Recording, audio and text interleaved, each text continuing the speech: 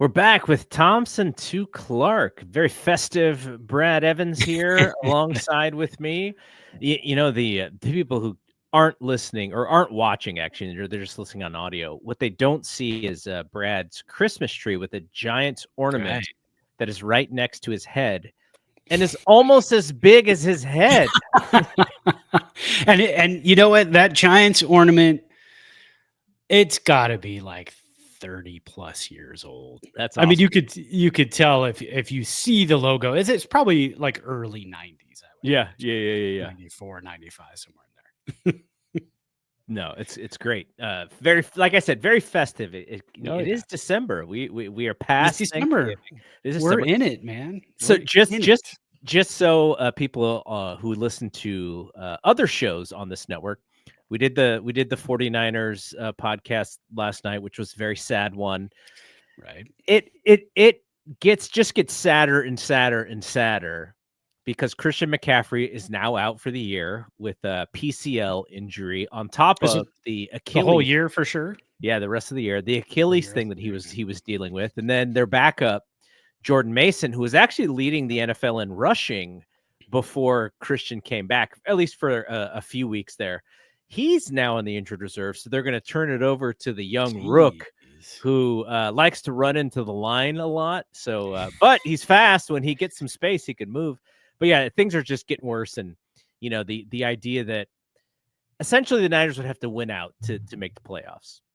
I think we owe you one. So I'm hopeful that we can win that one, but it might be your year against us.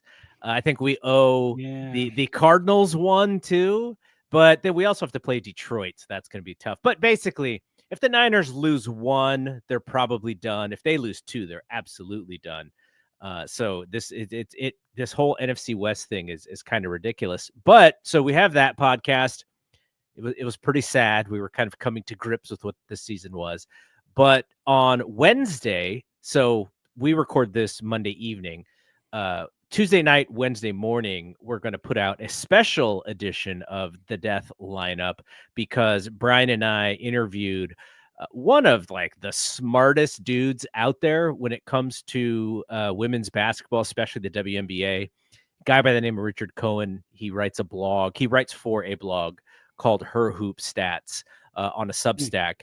And we had kind of been using his writing to kind of help us figure out kind of what the rules are for the WNBA and expansion draft and CBA stuff. And so Brian reached out to him and we were able to interview him. So we will put that up on Wednesday. So if you're kind of into the Valkyrie stuff, we'll put that out on Wednesday morning. But Brad and I are here to talk about the Giants.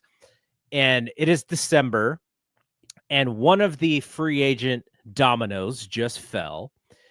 It is a free agent domino who I'm guessing was very scared to repeat what happened last year. So he probably signed. The leverage was not on his side, I don't believe. Blake Snell, he was a one and done with the Giants, signs with the enemy, the Los Angeles Dodgers.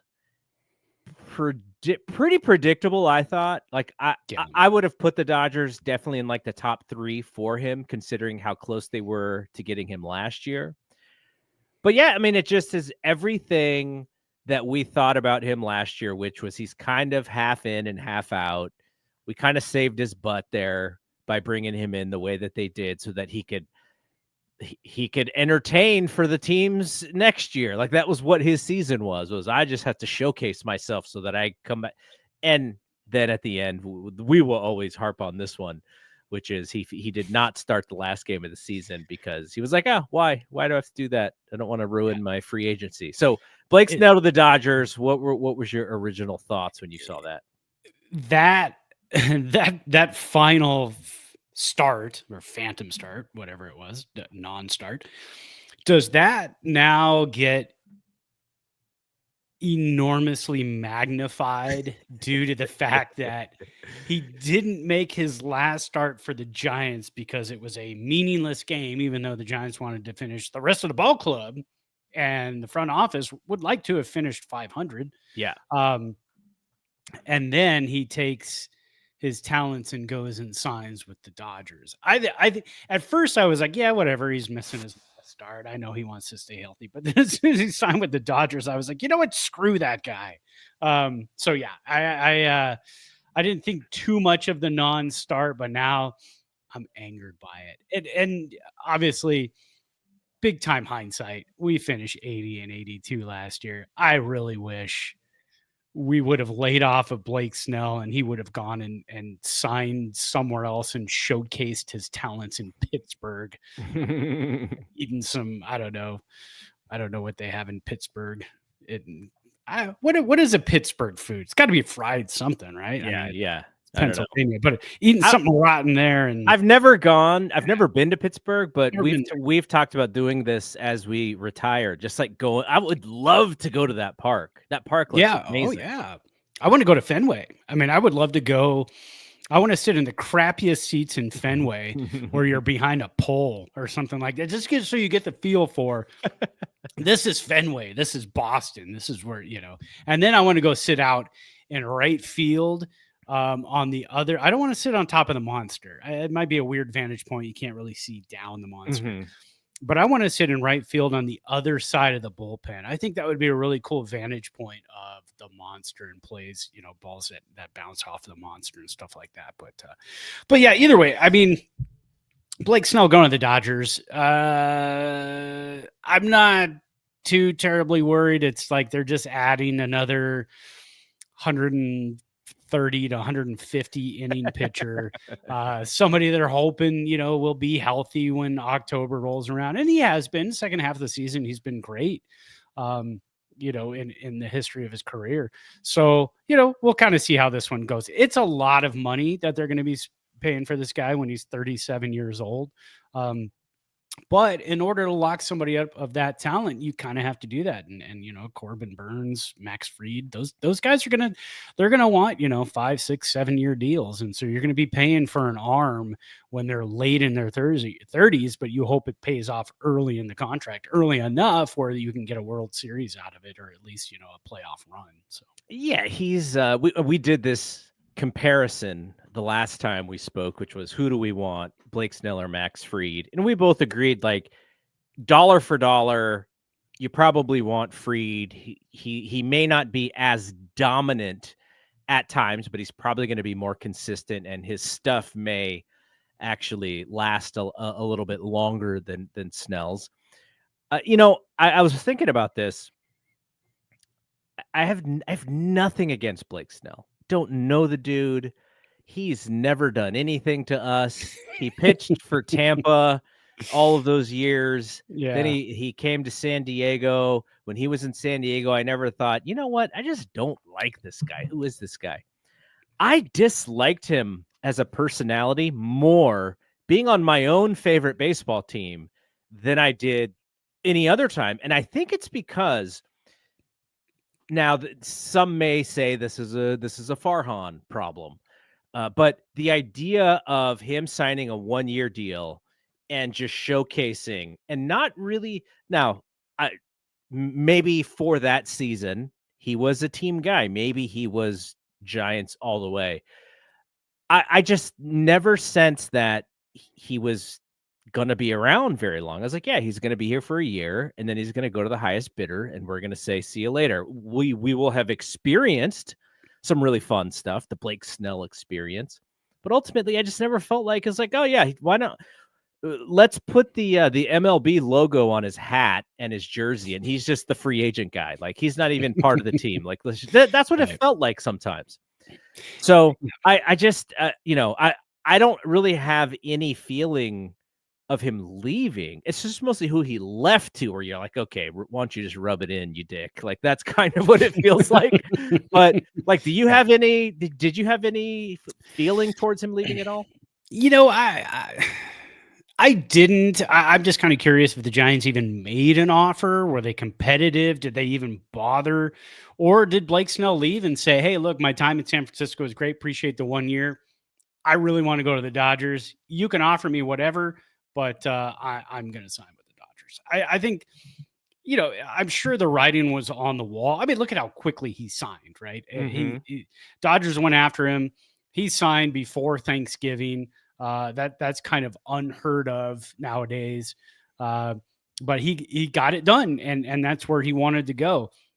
So yeah, I mean, really, the whole Farhan regime, you kind of felt that way about a lot of players. I mean, you'd sign a player, and you knew they were going to be around for a year or two. I mean, you look at Rodon, you look at Gosman, a couple years, Alex Wood, Sean Manea, all these guys that just kind of signed and then disappeared after a year. We haven't had that, until last year with Elliot Ramos, Tyler Fitzgerald, Kyle Harrison, Carson Wisenhunt. Like, those are our guys going forward.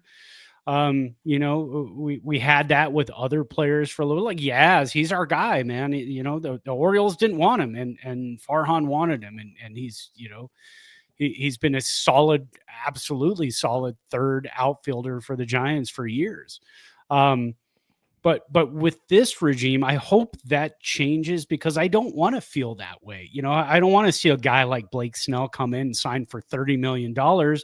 And you have him for 1 year, because then you think, gosh, if we get to the playoffs, or we're on the cusp of the playoffs and lose on the last day of the season and don't make it, what do we have to build on after that? You want to see building blocks instead of, Jenga pieces being pulled out and then tossed to the side. So I guess you put them on top. I haven't played Jenga in a long time, if I know what the hell to do with the piece, but yeah, I mean, that's kind of how I felt about it. And I felt about the regime. So with Buster in there now, and Evans back in, and all these guys, kind of circling the wagons to put pieces together, Manassian, I'm hoping to see some 4-year deals, some 5-year deals. Jung-Hoo Lee, I mean, we've got him for 5 years. Yeah. We missed out on him for like 3/4 of a season, and we only have him for maybe 4 more years. But that's another building block. I want building blocks. I want something that players can gel in a clubhouse for years to come. Logan Webb's going to be around for a while, so I want people around Logan Webb that can help build. Because it is the giving season, I want to wish something for Blake Snell. Now, here's what I will acknowledge. Yes. There are lots of bad things that have been happening to us lately. The Dodgers winning the World Series kind of kicked off like a bunch of negative things, including the presidential race and all of that. So I'm just going to acknowledge it is very likely that the Dodgers get more than just this one World Series. I'm hopeful that doesn't happen, but it is likely. They're building a machine, and one that may last for a few years. I look at, we had the 3 and 5, which we brag about a lot to Dodgers fans, but I also saw it in the 80s, all the way through the 80s with the 49ers. Like, they were able to kind of win, and then they would maybe not be as good the next year, but then they retool and they get back. And with the Warriors won 4 championships since 2014-15. So I've seen some sustainability just in the Bay Area team. So I understand how it could be for the Dodgers. They very well may win 2 out of the next 3, or 2 out of the next 5, or 3 out of the next 7, whatever that is, because of the talent on their roster. I'll get that out of the way. But here's what I wish for Blake Snell. Blake Snell is going to go out there. There are going to be nights where he dominates. There are going to be nights where he's going to come into Oracle Park and the fans are going to boo the hell out of him. And he's going to pitch an inning and a half, and he's going to throw 38 pitches in the first inning. And he's just going to tap out. He's going to be like, I'm done. I don't have it tonight. I don't want to force it. I'm just done. I'll save it for the next time. Then he's going to come back, and he's going to strike out 14 guys in 8 innings and throw a 1-hitter. That's the kind of pitcher that he is. Also, he's going to be kind of like this weird quote kind of guy. Like he's not gonna be the type of player where you're like, you know what? That's my favorite player. Blake Snell is absolutely 100% my favorite player. I like his makeup. He's so team oriented. He gives us the chance to win every night. He's going to put the team on his back. He's going to go out there and he's going to throw 110 pitches when the bullpen is dust. That is not Blake Snell. He may throw 45 pitches when the bullpen is dust and go, sorry guys, like I just can't do it tonight. That is how I see him a little bit more. Yeah. So, and yeah, I think you're right. So, what do I wish for him? I wish for one thing, really, and it's gout. I just like it's not going to be life threatening, right? It's not going to be something where it really affects him. I just want gout for Blake Snell. That is how frustrated I am with that whole situation and with Farhan bending over backward to bring him on last year, and for him to tank the first half of the season because he wasn't ready and because he didn't feel good. He probably had a couple of colds and maybe a stomach ache and was on the DL, and then he turns it on in the second half, which is who he usually is. So yeah, that I don't wish harm, like real harm. Like I just wish gout. Like if he gets gout, then I'll be happy and I'll be like, okay, even trade. You can win your World Series, but also you got gout. Can I gift something to him too? At the same time he gets gout, or right when gout clears up, I hope he gets athlete's foot of the mouth. I'm not sure how you get that. Like hoof and mouth disease. Something like that. So yeah, maybe lose a tooth from it. I don't know. Something non-life threatening. He may still be able to pitch through that. It's possible. But I don't know. Maybe he won't. Baseball. Maybe he won't. It's not. Maybe it's not to take up now. Yeah, I think people know that we're kidding. This is sports hate. This is not real hate. Blake Snell did not do anything to her. We're not wishing a torn ACL or rotator. None of that stuff. No. Okay, none of the legit stuff. We don't want that. Let's talk about something that is actually very Giantsy and really gets to the type of player that we like to root for, which is Brandon Crawford. He announced his retirement. I kind of wish he did it last year, and we were kind of like, are you really going to try one more year? Like we watched you last year and it wasn't fun, but for him, he had to figure it out, right? He had to go out on his own terms. We respected that. He's a gamer. He's a really good player. Probably not Hall of Fame material necessarily, probably just mostly because of the consistency of the bat, but still, like when it comes to the Giants Hall of Fame or the Giants Wall of Fame or whatever, like he is about as high as you can get without getting your own statue in my eyes. So happy to hear that he had come to some sort of decision, and hopefully they bring him back sooner than later and have him put on that Giants uniform again, and he can get the standing ovation from the crowd he deserves. That being said, probably, and we've heard this, probably the greatest shortstop. I mean, definitely the greatest shortstop in San Francisco Giants history. Yes. But in franchise history, we'd have to go back. You and I don't go back past like the early 70s. Yeah. But if you look at the numbers, you can compare to everybody else, you got to retire that number, right? I think so. I mean, that's a position. That's not like first base where you've had a lot of great first basemen, but you did retire Will Clark's number. I mean, they did do that. Or was it Jack Clark? You never know. Did you see the 22 up on the board? Put both of their numbers together and just have an overall Clark. Yeah, exactly. But looking at that, I think he, and like you said, Giants Hall of Fame, Wall of Fame, all that good stuff. He's going to be there. I think that's a number retirement. You can argue Bumgarner's number. You don't want to retire Buster Posey's number while he's the president of baseball operations. You might want to wait that one out a little bit. It's probably going to happen, but you probably want to give that a little bit of time because, the greatest catcher in Giants history. Again, you could look around at like third base. Do you retire Matt Williams' number? No. Do you retire anybody at second base that hasn't already been retired? No. Any outfielders? No. You got everybody at this point. So it's down to kind of like Bumgarner, Posey, Crawford, and I would say a lock out of all three of those is going to be Crawford. And then if Posey gets into the Hall of Fame, which he should, then at that point you retire Posey's number, when he's a couple years into the into being head of baseball operations. But yeah, man, Brandon Crawford, just one of those guys that he was penciled into the lineup pretty much every single day.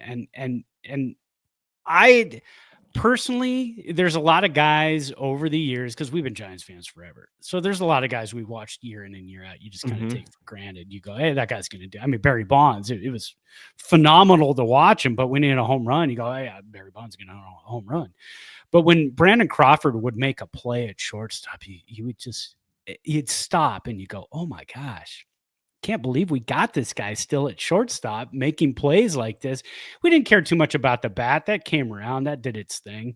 But just the plays at shortstop, the leadership, and you got to talk about the flow. And talk about Brandon Crawford. Always talk about the flow. Well, there's and this is kind of what you don't get from a Blake Snell. And pitchers are wonky anyways. They're only out there one every 5 days. But who is Brandon Crawford? Not only to the team, but also to the community. Grew up a Giants fan, was at Candlestick Park when he was a little tiny toddler. So he's got that. In the clubhouse, he was the clubhouse DJ, and he would put he would create the walk-up music for everybody.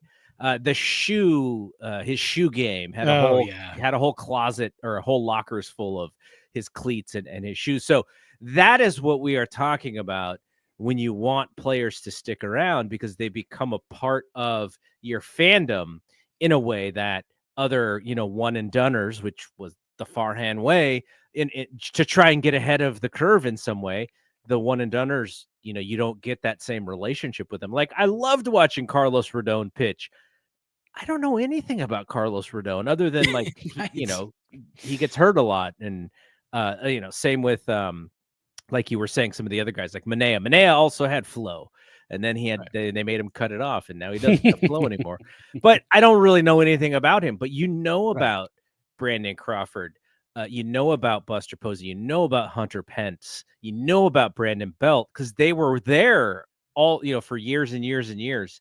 So that is one thing that I think and this is probably part of what Buster wants as well. He wants the community piece of it to where you're like, yep, that's my favorite player, which they don't have. There is no, that's my favorite player guy on this team right now. There's no like easy pick for that's my favorite player. And that's what they need to create. That's what they had with Brandon Crawford. So really good to see him hang it up. And man, he's got like 20 kids, so he's going to have a lot of time on his hands.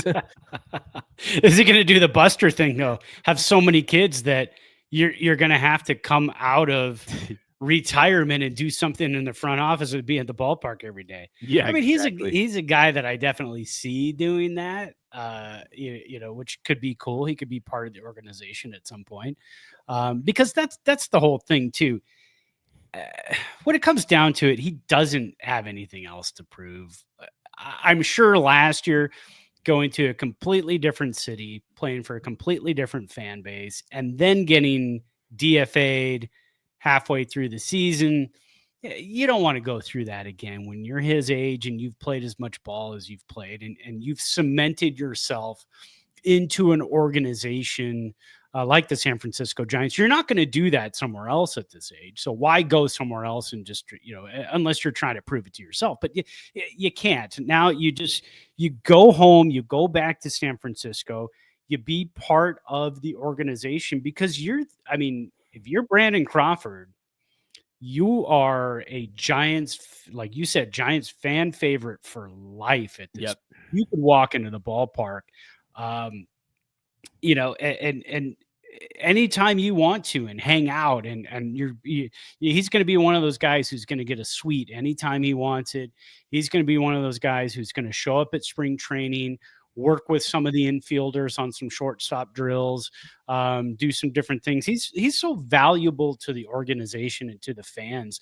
Going forward, he doesn't, nothing else to prove. Just relax, enjoy the retirement, enjoy the, just all the love that the organization and the fans are going to give you from now until the end of time. So, hey, look, he could, the way that it ended, look, if I'm the all-time greatest San Francisco Giants shortstop ever, and I get replaced or sat down by Paul Ding Dong DeJong, yeah, man, I might get frustrated too. Like, screw this.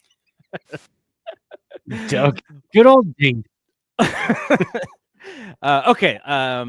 What do you think about the Bumgarner thing? I saw Posey mentioned his name as like somebody who, by the way, Bumgarner has not retired yet, so that may have been a little early for Posey to make that note. But Posey was being interviewed.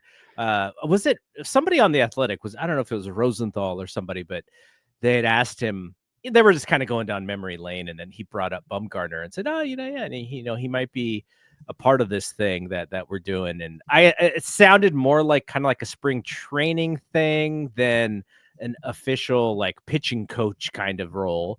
But still, the idea that the Mad Bum would be back too is kind of fun. Yeah, I think, and again, that kind of plays with the whole Brandon Crawford thing. I mean, again, he went to Arizona, tried to prove that, hey, I can do this somewhere else. You don't necessarily need to. It's just kind of a bravado thing. I get it. I mean, when you're a competitor, you want to show like, hey, I can still play this game. Didn't quite pan out. Had a rough time in Arizona. Had a couple good starts. 2020, he had 2021 also had a couple good starts. But again, he's got a job with San Francisco with the organization as long as he wants. He can show up, come and go, and it's. I mean, I always dream about that. If I were a ball player and you put up the numbers that you did and you retired with that organization and you won championships, just walking back into that place, your old home, and feeling that and saying, man, we accomplished so much here, but now I can sit back and watch. Now I can sit back and revel in the championships. Because when you're fighting for those championships, I could imagine you're so deep into it. You're not thinking about, all right, 2010, this is it. Now we're kings forever.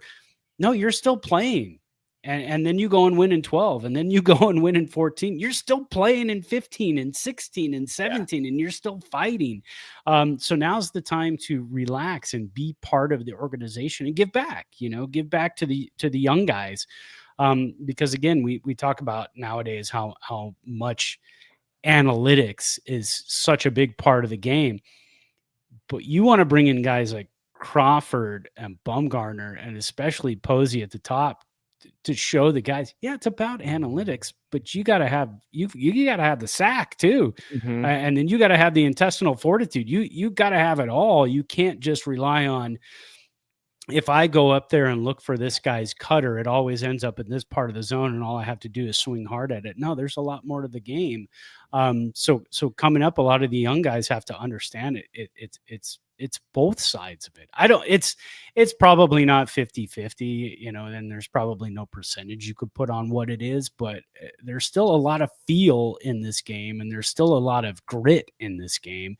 And you see it in the World Series when guys are battling in at bats. You're sitting there, you're not thinking about analytics.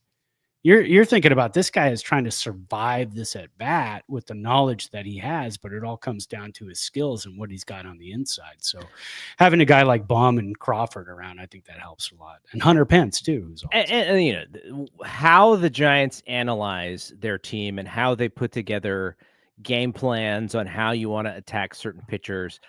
More information, the better. You don't need to overload. You don't need to go into it way too much, and that's your whole thing. look, if we want to do lefty righty here, lefty righty there, as long as you're also building a team that is going to stick around, a team of players, you're building a core that are going to be run out there. And this is what we've been talking about since we started this podcast, which is when we were growing up, we knew that these players were going to be on the Giants for 3 or 4 or 5 years, and they were going to be our guys. And we didn't have to worry about them, being traded, at the deadline. Like, they were going to be our guys. And thus you invest the time, and some of them become your favorite players. Robbie Thompson was my guy. Will Clark was right there with him. Kevin Mitchell was right there. And eventually those guys get old, and then, you may have to trade them. But when you are bringing in a Jock Peterson and you're signing him to a 1-year deal, and you know that he's best case scenario, he's going to be around for 2 years, then he's going to go be someone else's left-handed exclusive hitter against righties. And that position doesn't really last on teams. You have to be able to hit both sides, and then you can play every day. Like, those are the players that the fans latch onto. So to that aspect, I understand what Buster is trying to do, bringing the team back to the community so that people like us were like latching on, like, oh, that's the guy, that's the player that we're going to buy the jersey for our, kids or grandkids down the line or whatever. And it's not, we're not going to be buying the Jock Peterson. Unfortunately, Jock Peterson has had a really good career for himself, but he's kind of a rent a left-handed hitter. He's not the stalwart that you're going to watch play every day. So the lean in more to that, I'm fine with it. I don't know. I just hope it's not a super overcorrection like we've talked about in the past few shows of, like, it was done this way, now we got to go all the way on the other side, because I don't think that's a process that can happen in 1 year. I think you have to do it gradually, and you can't go all the way. So that is my hope. Yeah. But anyways, all right.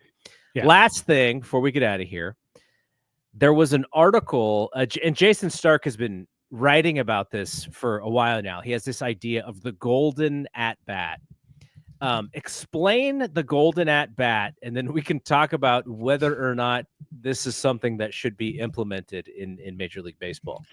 Yeah. So the golden at bat came up. Rob Manfred was speaking and doing an interview with, did I send it? It was Rosenthal, right? Yeah, you sent the thing that Manfred did. I think Jason Stark has been writing about it. Oh, Jason Stark, yeah. But it may have been in a Rosenthal piece that. Yeah, I think so. So it was discussed, and Manfred said, a bunch of rules have been talked about, but one that keeps coming back is the golden at bat. And just the name of it sounds like a horrible idea for a baseball fan. It just sounds it sounds something great. It sounds like something great in an all-star game, but absolutely horrific when it comes to not only regular season, but playoff baseball. So the idea of it, and again, there's not really set in stone of what this is going to be, but the idea of it is at some point, maybe one team who's losing or both teams at some point get to choose one at bat during a game where you can pick anybody from your lineup to take that at bat. Mm-hmm. So Juan Soto could have just hit a double, and Juan Soto is now the tying run at second base. So the idea is it's quite possible, now this pitcher can't be pulled because he's only thrown to one guy, that Juan Soto comes up in the next at bat because now he's the golden at bat. Yeah. But there's so many things that have to be worked around this, because at that point, do you say, okay, let's go ahead and walk him? And now you've walked the golden at bat. So you've got Juan Soto on first and Juan Soto on second. I mean, the whole thing is just an absolutely ridiculous idea. When you think about the aesthetics of the whole thing. Stark had thrown out there too that, maybe it would be a good idea if it only happened after the seventh inning, because if it happens during a game, do you get at any point during a game, do you get the bases loaded in the second inning and you're up 2-0 and you got the starting pitcher on the ropes in a July game, and now all of a sudden you want to bring, and I keep using Juan Soto as an example, but let's just say you're the Yankees and Juan Soto, it's not his turn to hit, but there's nobody out in the bases loaded and you really want him to hit, so you use it then. Right. I just don't think it's a great idea. And I liked what you had to say about it. Well, it's just for us, who would be the golden at bat? You're like, I said you throw in Buster Posey, you bring him down from the box and have him come to the plate. Yeah, it would benefit teams who have a bopper, and it would be a negative for teams who don't have a bopper. Now, maybe that puts some pressure on teams to go get the bopper that they need, but it's not like they grow, these home run hitters on trees. I think the idea. So if we go back to the World Baseball Classic, Japan against the United States, right? The game on the line, Shohei against Mike Trout. They're trying to recreate that moment. I understand. It was a fantastic moment. Unfortunately for us, Mike Trout did not get a hit off of Shohei. Shohei struck him out. But that moment was so special because the whole thing was on the line.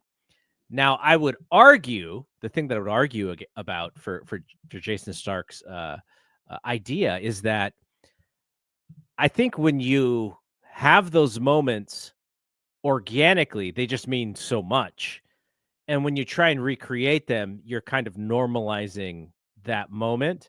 Could you, if we get a golden at bat, can you bring a starter back in to throw that pitch to that? Like there's like if I'm a pitcher, or if I'm looking at it from a pitcher's perspective, it's like I had to burn Duvall to get through this inning, but now they can bring a bat, and I can't reuse Duvall. So from a pitcher's perspective, I think there's kind of a little unfairness there. But having ideas to better the game, I think, are completely fine.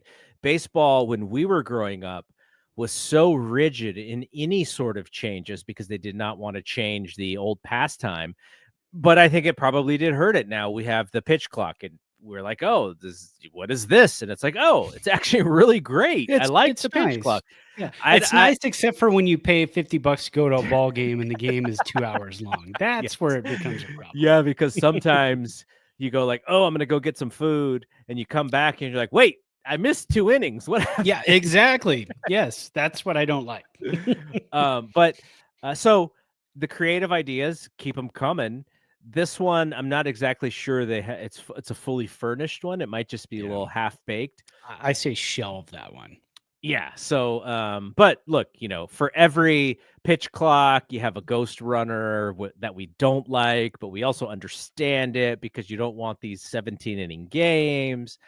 But hey, it's baseball. I'm just glad that baseball is evolving rather than devolving.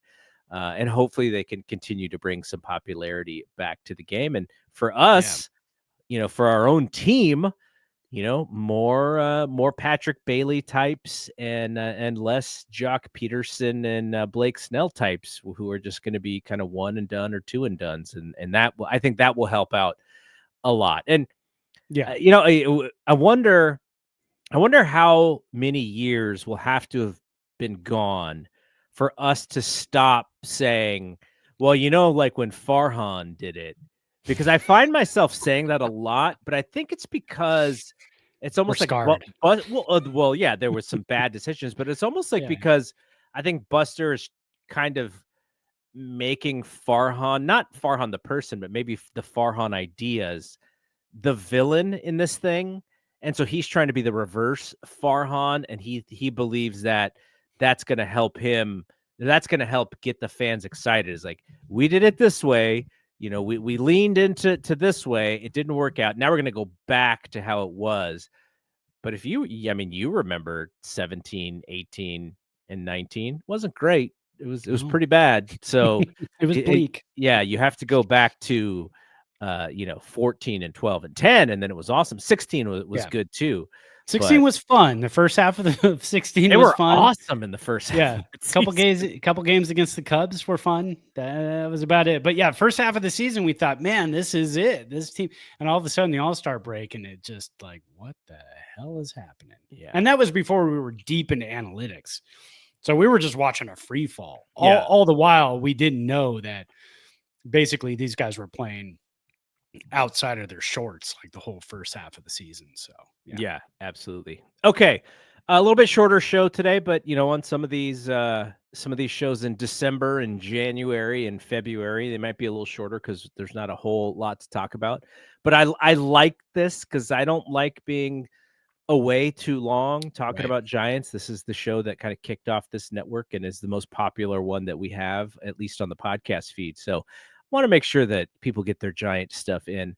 And we'll be back when we need to be back, probably 2 weeks. But if something happens, we may get back sooner. Like I mentioned, the death lineup.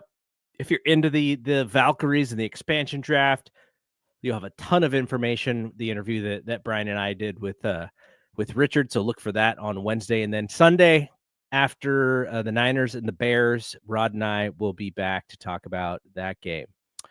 All righty. So for Brad, I am Double G. We will see you when we see you. Peace out.